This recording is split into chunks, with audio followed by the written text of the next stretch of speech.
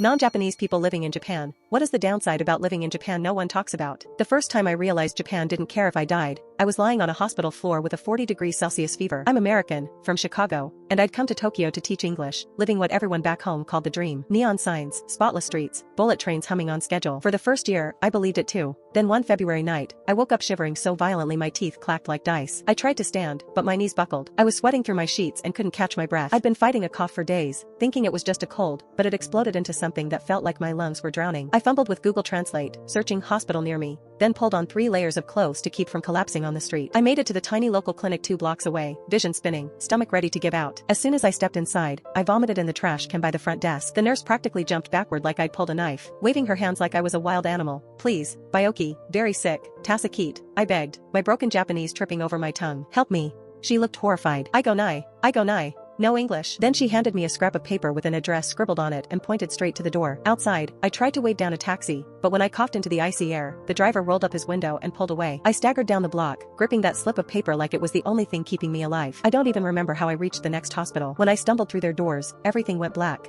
I woke up under harsh fluorescent lights in a crowded ward. My throat burned from an oxygen tube, and an IV was taped into my arm. A nurse stabbed a new IV into my wrist without warning, and when I flinched, she patted my shoulder like I was a dog getting a shot. No one explained what was wrong. No one told me what they were giving me. When I tried to ask, they just smiled and repeated, Daijubu, it's fine, it's fine. They handed me a bill with no itemization, just a number circled in red. When I mimed insurance, the clerk bowed politely and said, credit card or cash? Finally, a doctor stopped by with a clipboard. His English was stiff but clear. You have pneumonia. Better now. Go home. I was still dizzy, but they pushed me to the checkout counter, gave me a plastic bag of antibiotics, and sent me back into the Tokyo winter, coughing, half broken, praying the medicine would work. I made it home to my tiny apartment and lay on my futon for another week, too weak to stand. No follow-up. No one checked in. 3 weeks later, I saw that same nurse struggling to order a latte at a crowded cafe. She caught my eye and said, Suma Mason, latte? I smiled the way she had smiled at me in the hospital. I go nai, I said, and kept walking.